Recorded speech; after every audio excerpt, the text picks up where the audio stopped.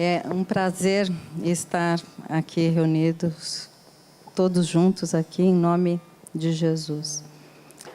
A nossa conversa nessa tarde, Jesus, um amor na contramão, tem por objetivo nós refletirmos um pouco como é que está o nosso relacionamento com Jesus. Jesus, lógico, né? Todos nós conhecemos. E normalmente, quando chega na época da Páscoa, o que mais passa na televisão é filme sobre a crucificação de Jesus, né? E nós queremos trazer aqui uma reflexão sobre a crucificação de Jesus. Porque esse ato de Jesus, a importância dele, o ensinamento dele, teve 3 objetivos essa crucificação. O primeiro foi o seguinte: se nós, né, após Jesus ter ressuscitado Lázaro, nós não iríamos mais aceitar a morte, né? Depois que Jesus multiplicou os pães e os peixes, nós também entraríamos num comodismo, não ia querer mais trabalhar, né? Então, foi necessária a crucificação para mostrar para a gente, né? Acima de tudo, também, 2 coisas. Uma, Pai, perdoa-lhes porque não sabem o que fazem. E com essa frase, Jesus, na verdade, ele nos mostra que ele não se ofendeu, né? Porque se ele tivesse se ofendido com tudo que tinha acontecido, ele simplesmente diria, eu os perdoo. Não, ele pede para o Pai perdoar. Significa que ele não se ofendeu. E outra coisa importante com a crucificação é que, através da crucificação, Jesus nos mostrou a imortalidade da alma, né? Então, são essas 3 lições que nós extraímos da crucificação. A importância do perdão, de não se ofender, a existência da imortalidade e a continuidade do trabalho, né? No livro A Caminho da Luz, Emmanuel, ele nos fala que Jesus é o governador espiritual do planeta. Antes do planeta Terra existir, Jesus já era esse espírito evoluído que ele é, né? E Jesus, quando ele encarnou entre nós há 2000 anos atrás, houve uma preparação de 1000 anos para ele chegar aqui, devido à grandiosidade dele, né? E Jesus encarnou, veio até nós. E Emmanuel, no livro Fonte Viva, ele fala que Jesus, pela sua elevação, ele poderia ter enviado os seus mensageiros para nos trazer ensinamentos, para trazer as lições. Mas ele preferiu vir pessoalmente, né, para ensinar com firmeza, com segurança, aquilo que nós deveríamos aprender. E aí a pergunta, né? Jesus veio, trouxe as lições, e o que nós fizemos com ele, né? Como foi dito, nós crucificamos. E aí, eu quero trazer para vocês uma partezinha da sentença condenatória de Jesus, né? Para a gente ver como é que a coisa aconteceu, qual era o entendimento que se tinha na época de Jesus. Então, a sentença condenatória de Jesus fala assim: no ano 19 de Tibério César, imperador romano de todo o mundo, monarca invencível na Olimpíada 120, sob o regimento e governador da cidade de Jerusalém, presidente gratíssimo, Pôncio Pilatos, veja como eles se enaltecem, né? Regente na Baixa Galileia, Herodes Antipas, tá. E aí segue, aí fala assim: eu, Pôncio Pilatos, condeno Jesus Cristo, Nazareno, Galileu de nação, homem sedioso contra a lei mosaica, contrário ao grande imperador Tibério. Determino e ordeno por esta que se lhe dê morte na cruz, sendo pregado com cravos como todos os réus. Por quê? congregando e ajuntando homens, ricos e pobres, não tem cessado de promover tumultos por toda a Galileia, dizendo-se filho de Deus e rei de Israel, ameaçando com a ruína de Jerusalém e do sacro templo, negando os tributos a César, tendo ainda o atrevimento de entrar com ramos em triunfo, com grande parte da plebe dentro da cidade de Jerusalém. Ou seja, Jesus foi considerado um revolucionário, né? E aí, para que a gente analise se realmente Jesus era ou não revolucionário, eu vou fazer um convite agora a todos vocês, para que a gente dê uma viajada no tempo. Como será que eram as coisas? Como será que era o mundo quando Jesus chegou, né? E nessa história, nessa viagem, a gente acaba descobrindo coisas assim super interessantes e meio divertidas. Eu vou passar algumas imagens para vocês, e nessas imagens vocês vão ver algumas coisas do Brasil. E por que eu quis fazer essas lembranças, né? Porque Brasil é a pátria do Evangelho, o coração do mundo. A gente vai ver se tem algumas coisas que são semelhantes ou não àquela época, tá bom? Então é assim, a primeira coisa que a gente descobre estudando lá os tempos de Jesus é que naquela época não existia relógio, né? Não tinha relógio. O tempo se media em 12 horas, vamos dizer assim, de acordo com o dia. Então se media o tempo só no dia. Então quando o sol raiava, começava-se a contar o tempo, o dia.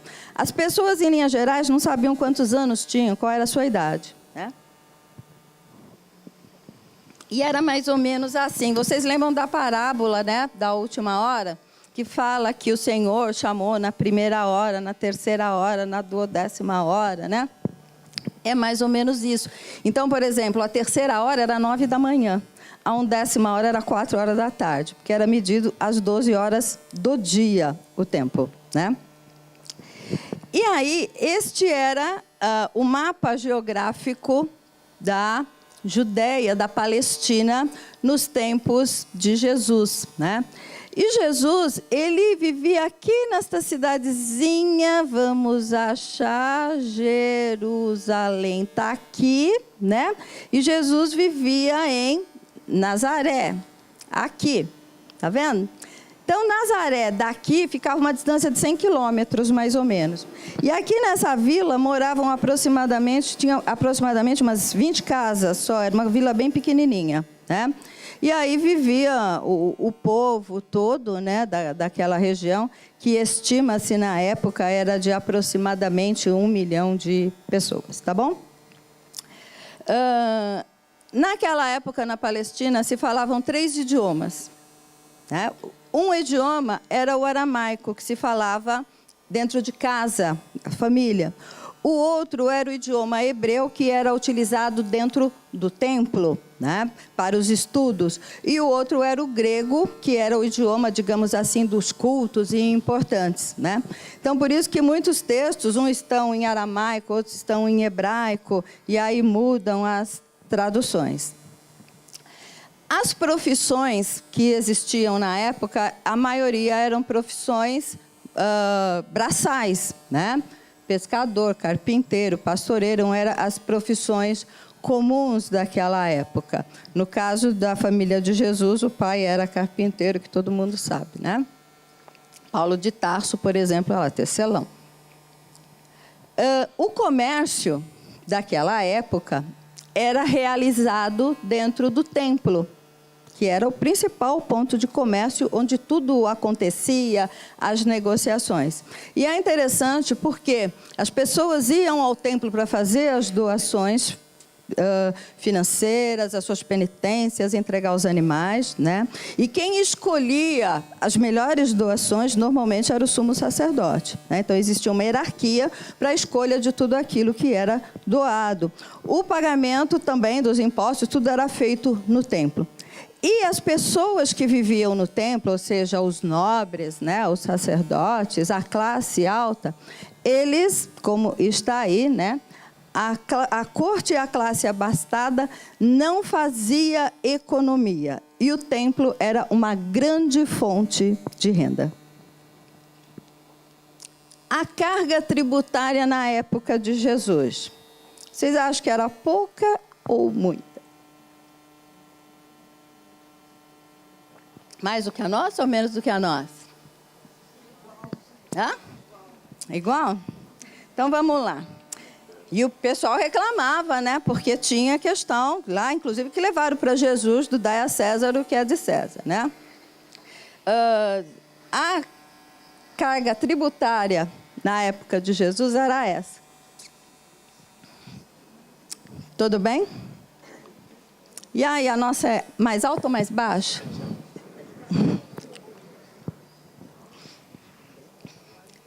Nós melhoramos um pouquinho.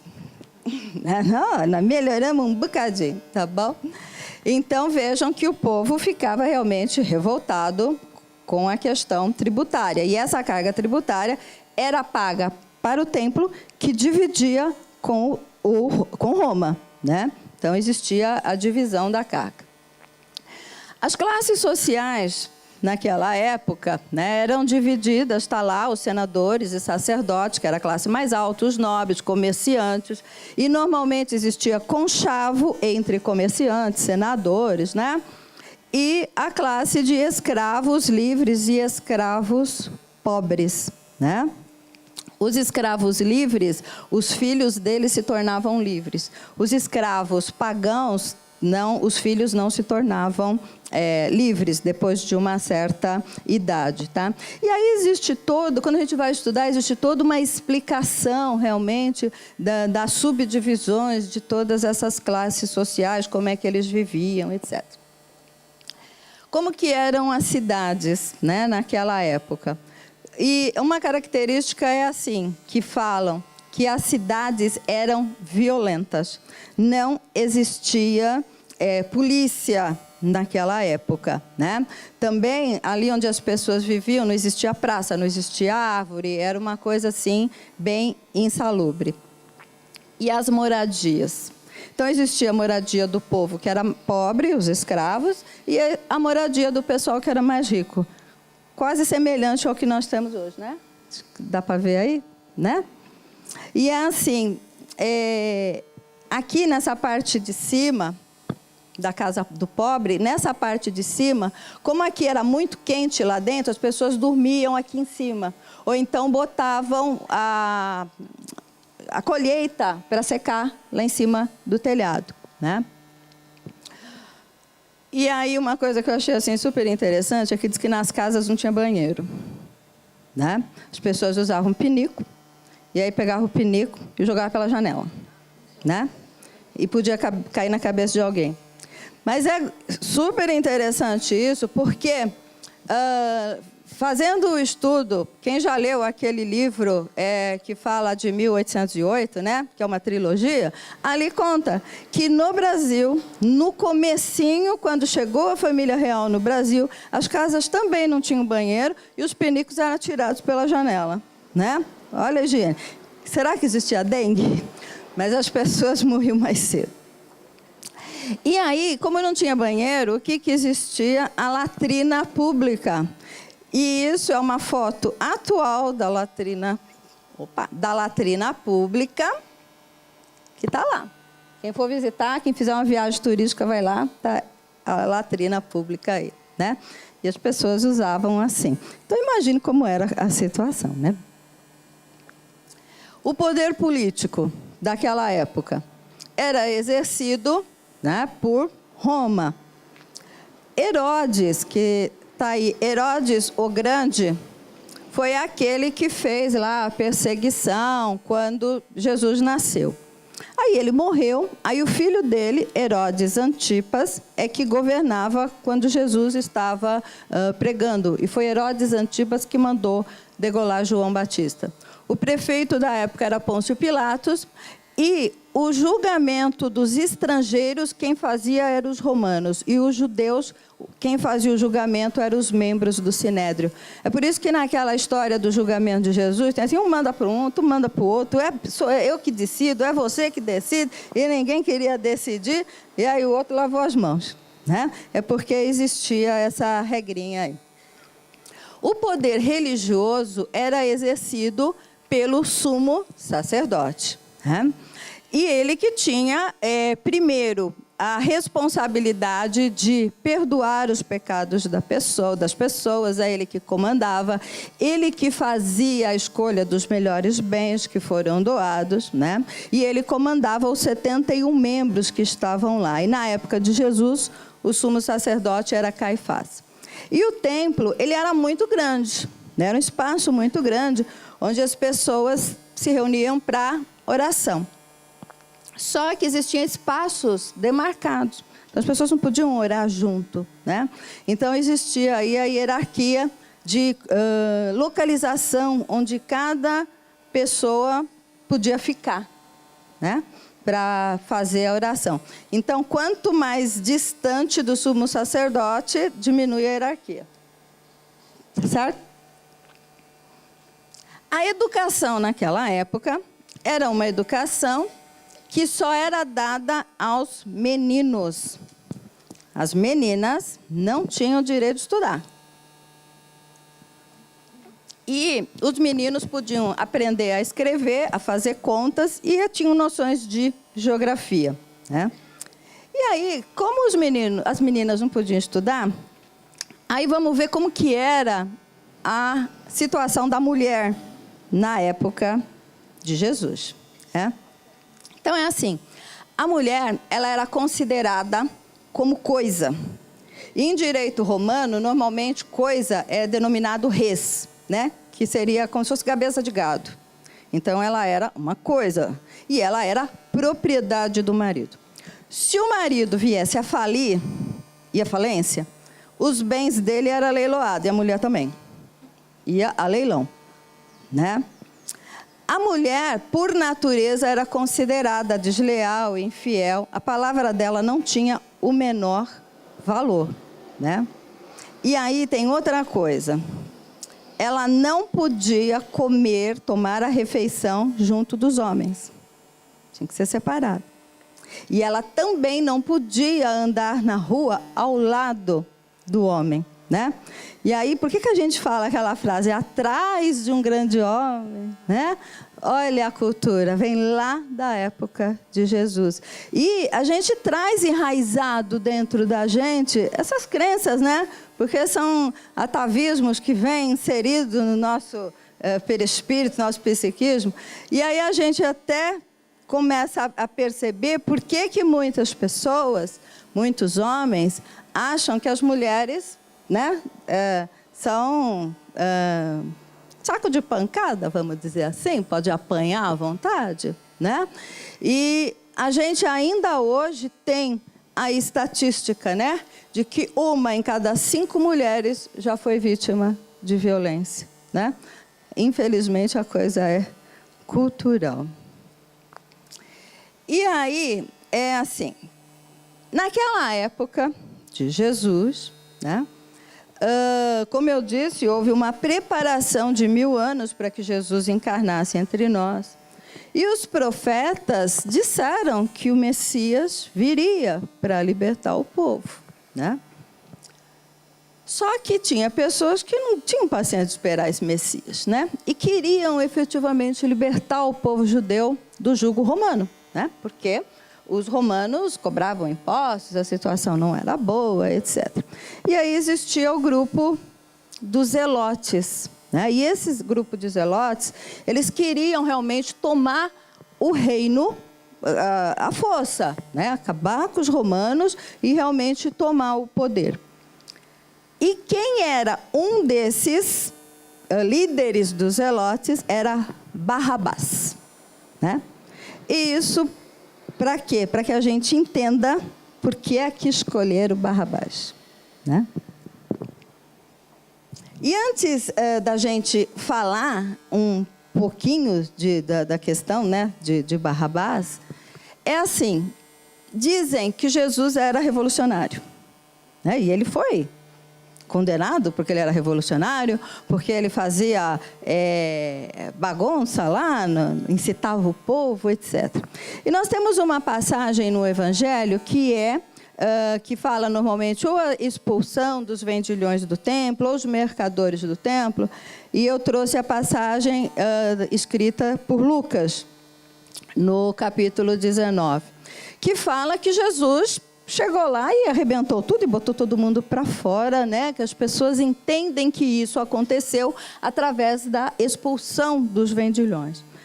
E aí a gente vai estudar, será que foi isso mesmo que aconteceu? Será que Jesus tinha esse caráter violento de sair quebrando tudo, de expulsar todo mundo? Né? E aí nós trouxemos então o texto de Lucas. E Lucas diz o seguinte, que ele começou a expulsar todos os que nele vendiam, compravam, dizendo-lhes. Então, veja só como é que foi a expulsão, né? E ele dizia que a minha casa é a casa de oração, mas vós fizeste dela covil de salteadores. Por quê? Porque dentro do templo só existia comércio, né? E Jesus então vai e diz que ali é um lugar de oração, é um lugar de você entrar em contato com Deus. E aí ele vai desenvolvendo todo o discurso dele, né? E a essência desse discurso é que incomoda as pessoas que vão pegando as suas barracas e vai saindo. E os guardas, de acordo com a passagem, que queriam prender Jesus, mas não encontravam como fazer. Por quê? Está aqui, ó. E não achavam meio de o fazer, porque todo o povo pendia para ele escutando. Então Jesus estava falando e as pessoas estavam escutando. Existe aquela violência lá de quebra-quebra? Com certeza não. A expulsão foi um despertamento moral, né? E aí, nesse caso aqui dos zelotes, não. Eles queriam o quê? Tomar o reino à força. E é exatamente por isso que Barrabás estava preso, porque ele, Barrabás, era considerado um revolucionário, né? E aí, quando nós temos, então, aquela célebre decisão, né? Que Pôncio pergunta quem que o povo quer soltar, né? E aí as pessoas escolhem Barrabás. Por quê? Porque as pessoas são imediatistas, né? Jesus havia entrado no templo uma semana antes, em triunfo, com louros, né? Porque as pessoas acreditavam que ele iria salvar todo mundo e libertar do povo romano. E eles entram com aquela festa. Chega lá, Jesus senta na beira da escada e fica pensando. E o povo, e aí, não vai libertar? Pensando. E não vai libertar? Meu reino não é deste mundo. Né? Quando chega nessa situação aqui, uma semana depois, aí o que as pessoas decidem? O meu reino não é deste mundo ou ele que vai libertar do povo romano? Né? Porque o zelote ia brigar. Então as pessoas optam por Barrabás. Tá certo? E existe um livro que é muito interessante, que fala que nesse momento em que estão lado a lado, Barrabás, Pôncio Pilatos e Jesus, eles fazem uma representação do mundo. E a representação é a seguinte: Barrabás representa a revolta, Pôncio Pilatos representa o poder, e Jesus representa o amor. E naquele momento, o que é que nós escolhemos? A revolta, né? E crucificamos o amor. E aí, para a gente analisar, é assim, né? Naquela época de Jesus, a situação vigente era bem difícil. Mas Jesus fazia uma pregação completamente oposta. Então, existia o preconceito contra os samaritanos, contra os gentios, contra os nazarenos. E Jesus falava assim: os sãos não precisam de médico. Né? Os doentes eram abandonados, porque não podiam viver na cidade, os leprosos tinham que ser, né, afastados, certo? E aí Jesus dizia, bem-aventurados os aflitos, comigo o jugo é suave. As mulheres eram menosprezadas, como nós vimos. E Jesus dizia, todos são iguais, filhos do mesmo Pai. As pessoas eram exploradas pelos impostos. E Jesus dai a César o que é de César. Os zelotes queriam a briga armada. E Jesus dizia, bem-aventurados os mansos e pacíficos. Naquela época se pregava a lei de talião, olho por olho, dente por dente. O que é que Jesus dizia? Perdoai os inimigos, amar o próximo como a si mesmo. E aí, diante disso, a gente pergunta, o amor de Jesus estava ou não estava na contramão dos interesses daquela época? Sim ou não? Sim, né? Estava. E mesmo estando na contramão, né? Jesus fez o convite para que seguissem ele. E aí ele fez o convite a Paulo de Tarso. Quem leu Paulo e Estevão sabe, né? Ele convidou Paulo de Tarso. E quem leu o livro há 2000 anos, sabe que ele convidou Públio Lentulus, né? E aí o que nós temos? Paulo aceitou. Públio naquele momento não, né? Ele convidou os apóstolos que aceitaram. E ele continua convidando até hoje. Tá certo? E aí nós vamos ver quais são os convites que Jesus nos faz, né? Para que a gente ame a Deus, para que a gente pratique a caridade, que a gente seja humilde, que a gente, né, pratique a bondade. E será que a gente aceita o convite de Jesus? Está aceitando o convite de Jesus? Antes da gente refletir, eu vou contar para vocês, passar para vocês uma situação, contar sobre um personagem. Um homem que viveu na Itália, o nome dele é Nicolau Maquiavel, né? Nasceu lá em 1469. Ele foi filósofo, historiador, diplomata, estadista e político. O livro mais importante que ele escreveu foi O Príncipe. E nesse livro, ele ensina como é que se deve governar e manter o poder absoluto, mesmo que para isso precise usar força, né? E ter inimigos. Tá certo? E Maquiavel, ele ficou famoso não só por causa do livro, mas algumas frases dele são famosas até hoje, né?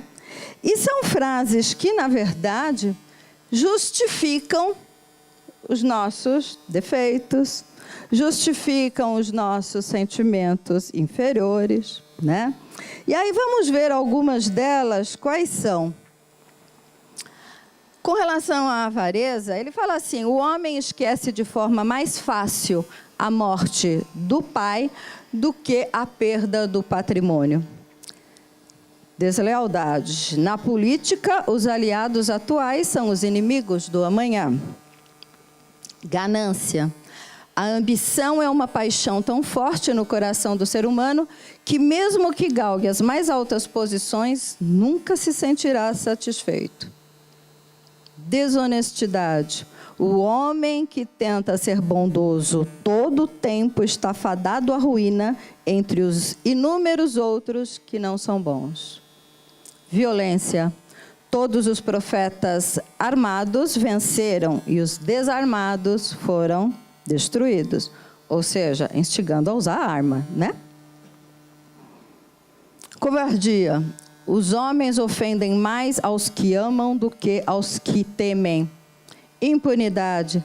Aqueles que obtêm sucesso na conquista são sempre louvados e jamais censurados. Nas guerras, o homem, quando não são forçados a lutar por necessidade, lutam por ambição. Poder. O desejo de conquista é algo natural e comum. Vaidade. Poucos veem o que somos, mas todos veem o que aparentamos. Corrupção. Os fins justificam os meios. Tudo bem? Essas são as frases famosas de Maquiavel.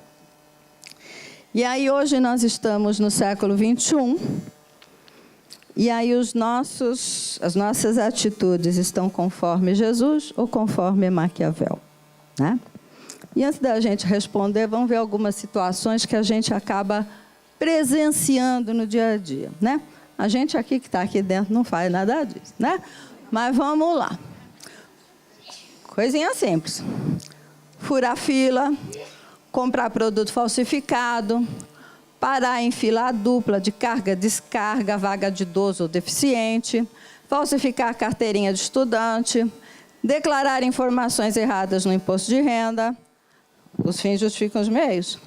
Assinou a lista de chamada pelo colega, aceitou o troco acima do valor correto, fez gato na TV a cabo, não assinou a carteira de trabalho da empregada doméstica, deixou de declarar compras em viagens internacionais, né? Então, como é que o mundo está indo? Está seguindo Jesus, que está falando há 2000 anos, né? Ou está seguindo Maquiavel?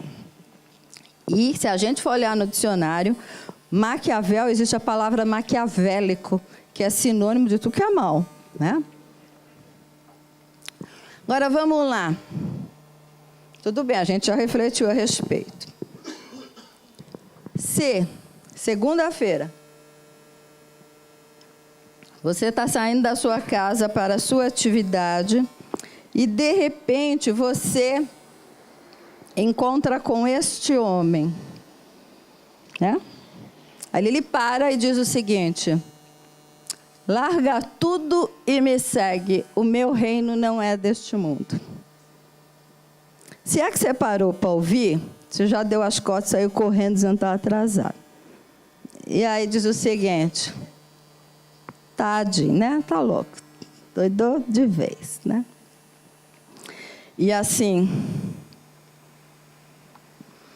essa figura, dizem os estudiosos, né, que era a figura real de Jesus naquela época.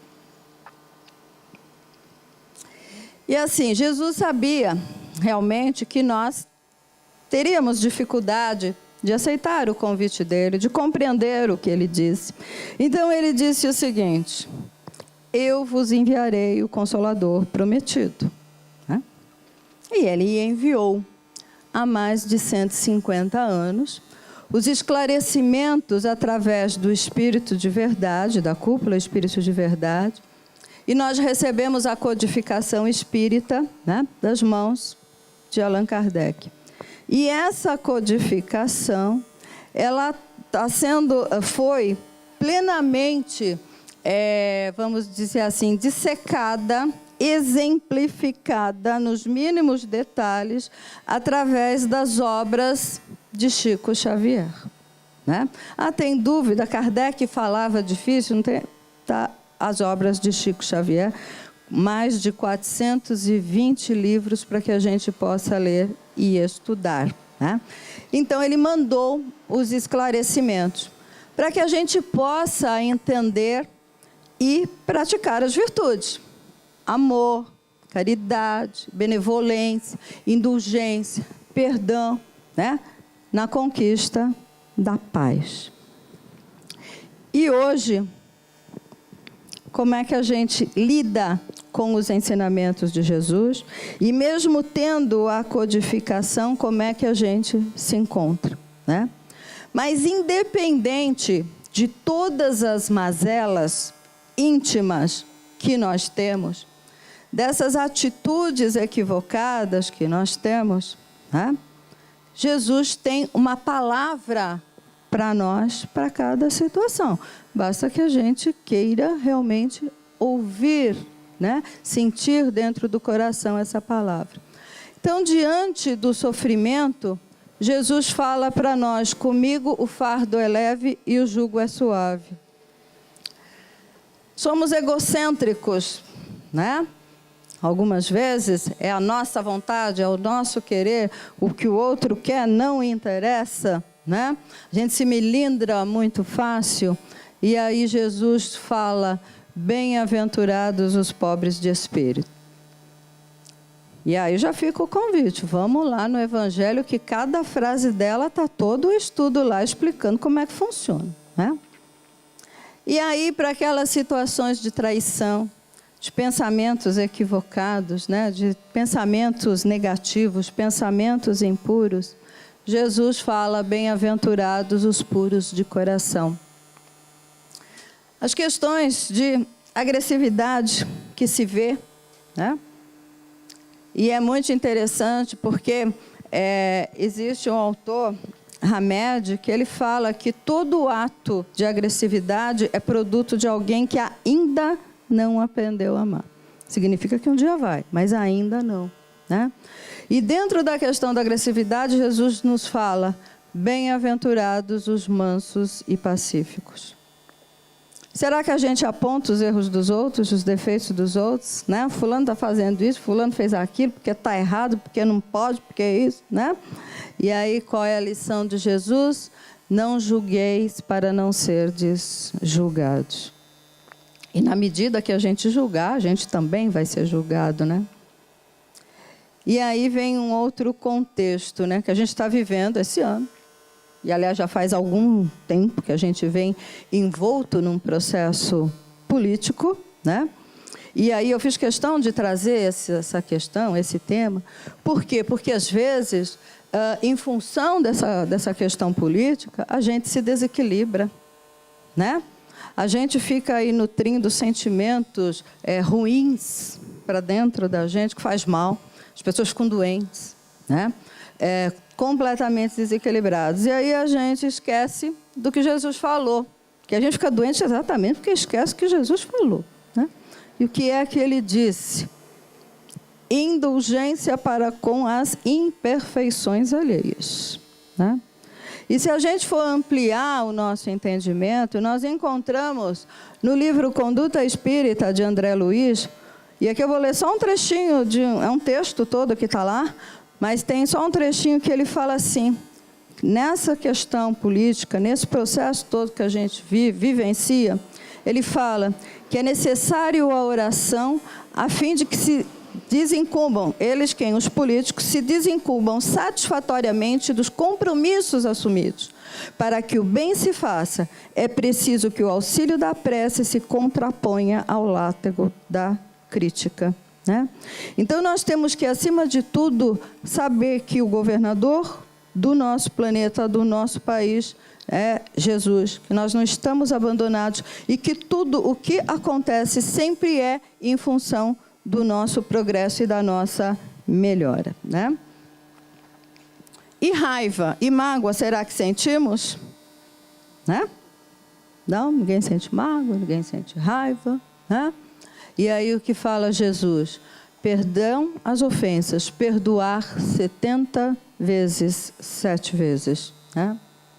E será que a gente é um pouquinho egoísta? Não, não somos. Né? Hoje, será que já atingimos esse estágio de amor incondicional? Né?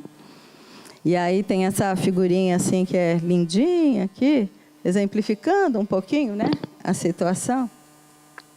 E aí o que disse Jesus? Amar ao próximo como a ti mesmo. Faça ao outro o que quer para você. E aí aos criminosos. E aqui essa passagem é basicamente para aquele pessoal que adora sintonizar realmente, né?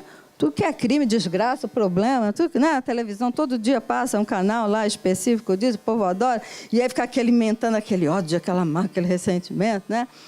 Que Jesus disse... Bem-aventurados os misericordiosos. Né? Então, qual é a misericórdia que eu tenho para com aquele que erra? Porque eu condeno o crime, mas não o seu autor. Esse é o grande ponto, né? E aí, ultimamente, nós temos vivido muito, mas muito, essa situação dos preconceitos. E aí eu trouxe essa figura aqui do lado, né, para a gente ver mesmo Um tem preconceito porque o outro é estudante, o outro por causa da opção sexual da mulher, a outra porque é gorda ou porque é magra, o outro porque estuda, porque por causa da opção política, outro porque é o tipo de dança, o último pela opção sexual e vai por aí afora, ou porque é branco, ou porque é preto, porque mora em tal lugar, e preconceito em cima de preconceito, né? Que é o que se vive muito intensamente hoje, infelizmente. E aí Jesus fala assim, amar os inimigos. E alguém pode falar assim, mas não sou inimigo dessas pessoas. Mas aí é importante nós compreendermos o que é que significa inimigo. Inimigo é aquele que não pensa igual a você. É aquele que pensa diferente, né? E aí a gente não concordando, olha o embate, olha a discórdia, olha a troca negativa de energia, né? E aí Jesus nos convida ao amor.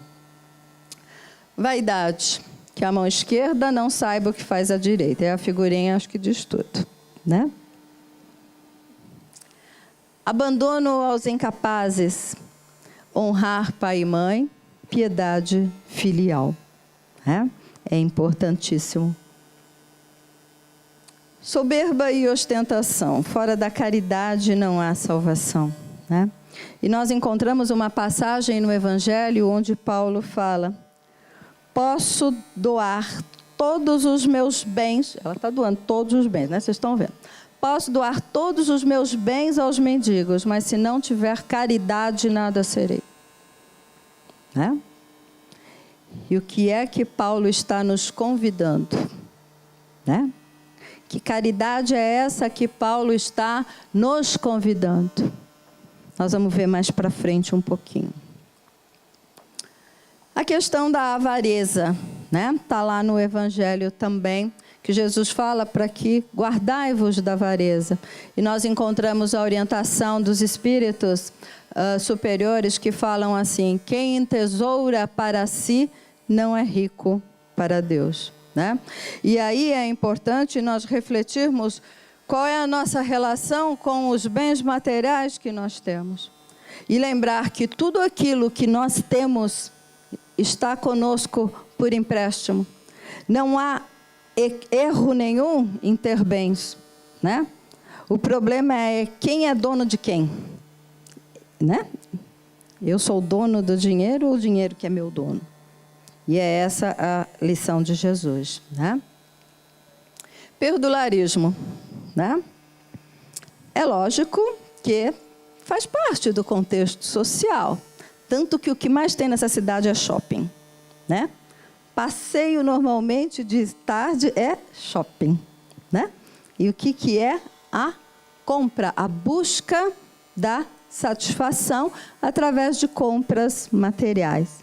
E aí o que Jesus nos leva a refletir, qual é a verdadeira utilidade, né, do dinheiro, da riqueza, da fortuna? Para que é que a gente tem esse bem na nossa mão? Né? E aí vamos lá, no Evangelho, verificar. Então vejam só, irmãos, em linhas gerais, por causa do nosso orgulho, por causa do nosso egoísmo, e egoísmo o que é? Egoísmo, doutrina do ego, doutrina do eu mesmo. Né?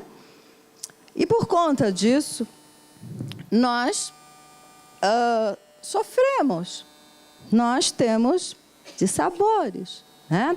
Nós cometemos equívocos. Tá certo? E aí a gente vê um monte de figurinhas, né, que mostram situações que ocorrem exatamente por conta do quê? Por causa do nosso orgulho e por causa da nossa vaidade, né? E o que diz Jesus para nós em relação a isso? Sede perfeitos como nosso Pai é perfeito. E para que a gente busque essa perfeição, Jesus nos fala: conhece a verdade e a verdade vos libertará. E nós encontramos no Livro dos Espíritos, questão 919, a lição de Santo Agostinho, né? Como é que a gente faz na busca dessa perfeição? É o conhece-te a ti mesmo, né? É buscar o conhecimento de nós mesmos interiormente. E quando nós fazemos este autoconhecimento, nós vamos compreender que o errado é errado, mesmo que todo mundo esteja fazendo. E que o certo é certo, mesmo que ninguém esteja fazendo. E Jesus nos convida para fazer o certo, né? Agora, para fazer o certo, seguindo Jesus, é necessário coragem, é necessário determinação e é necessário persistência, né? Porque pensa que é fácil, é bom. Maquiavel não diz que os bons, né, perdem a guerra, que, né? Aí a avalanche que existe.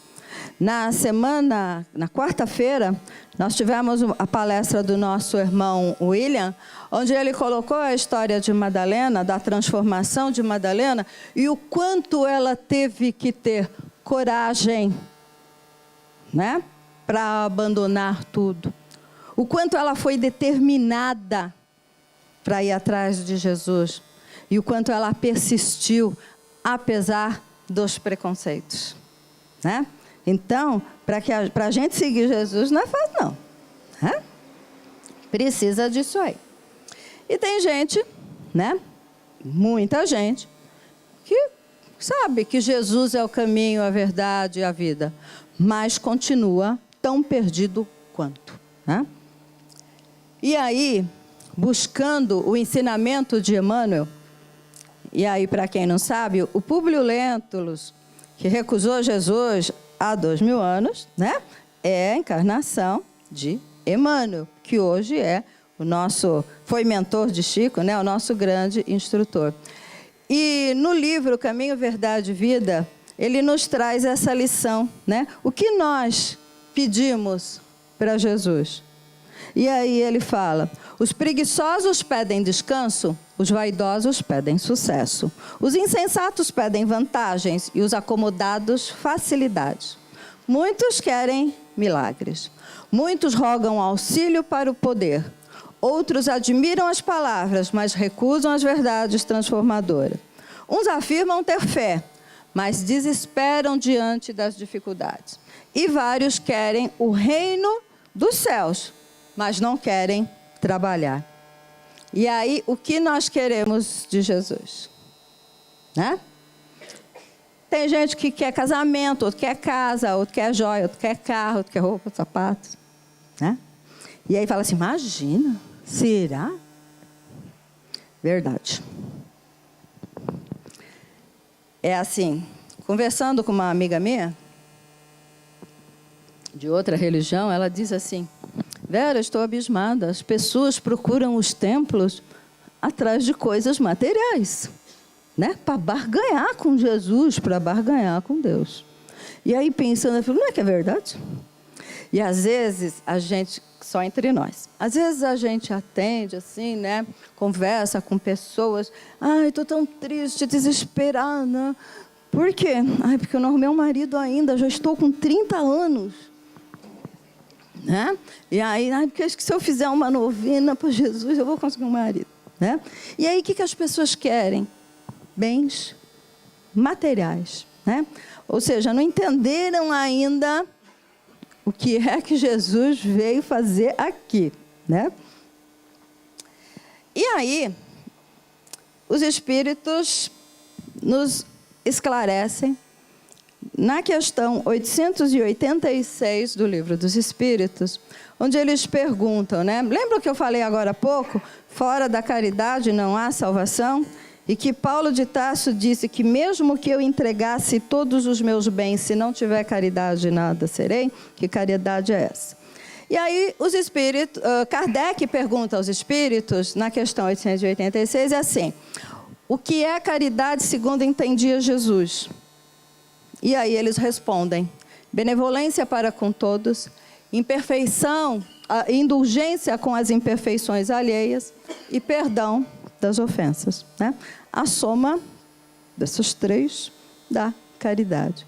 E a pergunta é, quem está disposto a praticar, né?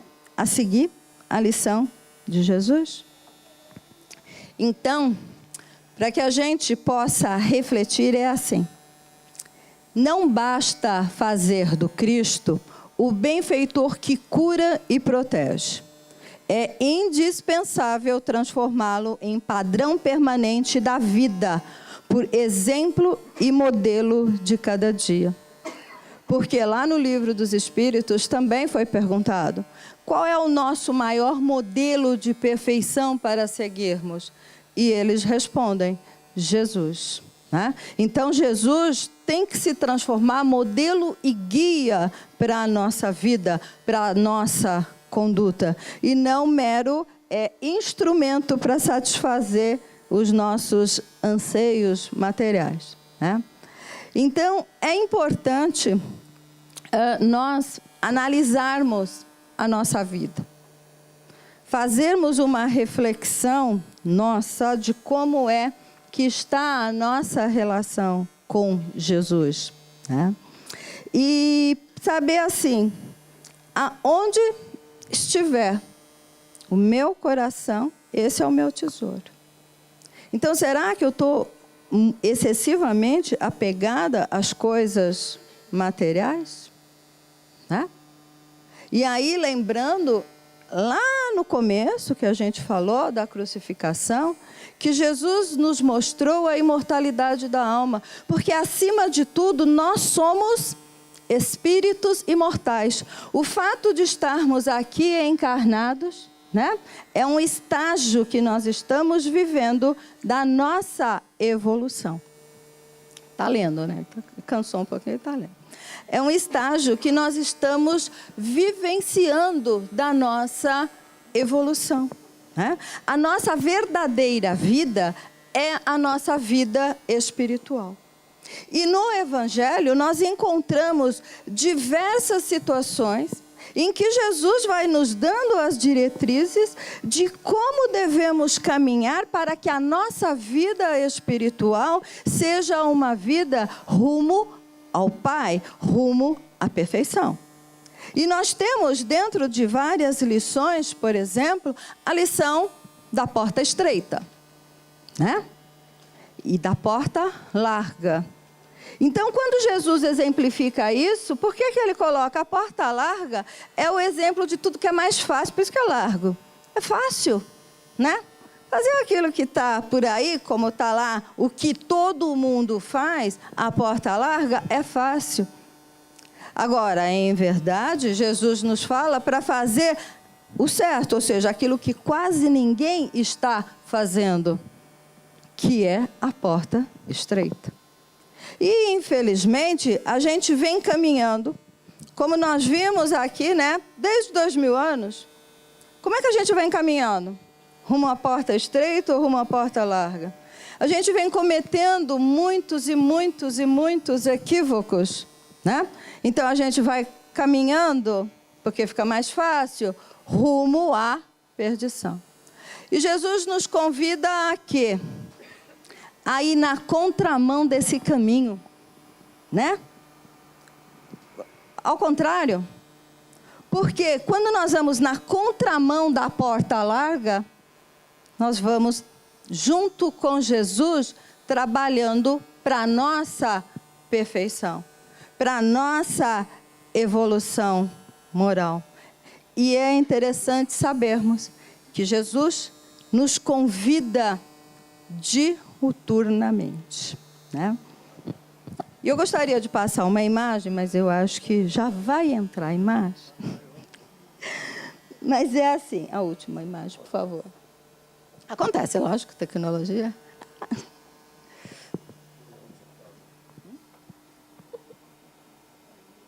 O Aníbal falou que o computador entrou na contramão. Não, eu quero ir para a última. Pode ir para a última imagem. Já, pode ir para a última. Aqui, ó, põe essa aqui. Isso. Isso. Vamos ver se ele entra. Então tá, obrigada. Então é assim. Beleza.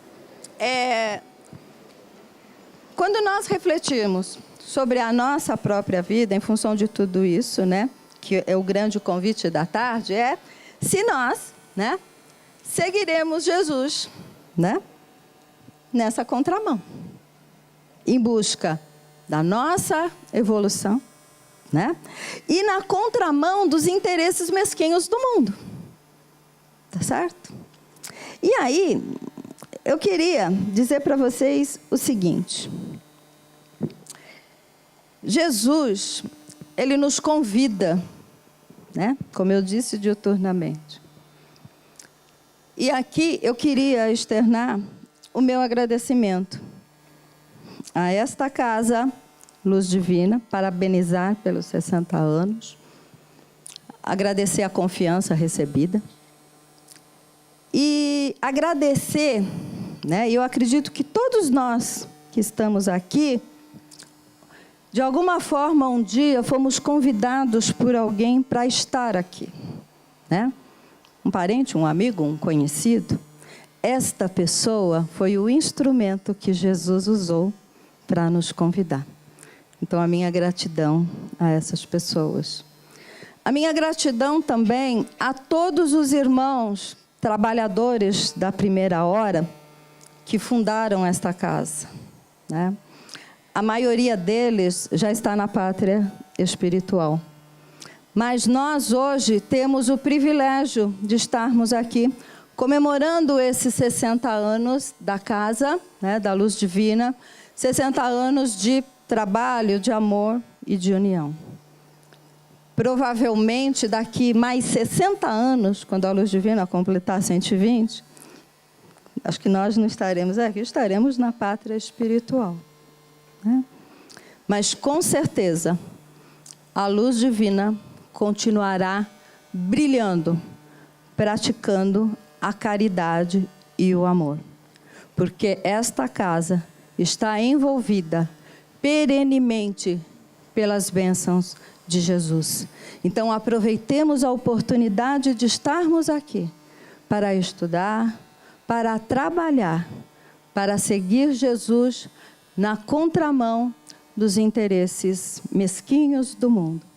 Que isso, com certeza, nos auxiliará no caminho para chegarmos ao Pai. Jesus é o caminho, a verdade e a vida. Que Ele nos ampare, nos envolva e nos proteja hoje e sempre. E eu gostaria de agora, para que a gente possa fazer esta reflexão sobre Jesus na nossa vida e pela luz que nós temos na nossa vida, que é a luz divina, a luz de Jesus, que a gente possa agora ficar uns minutinhos pensando a respeito. Bom, para nós finalizarmos, eu gostaria só de dizer uma coisa.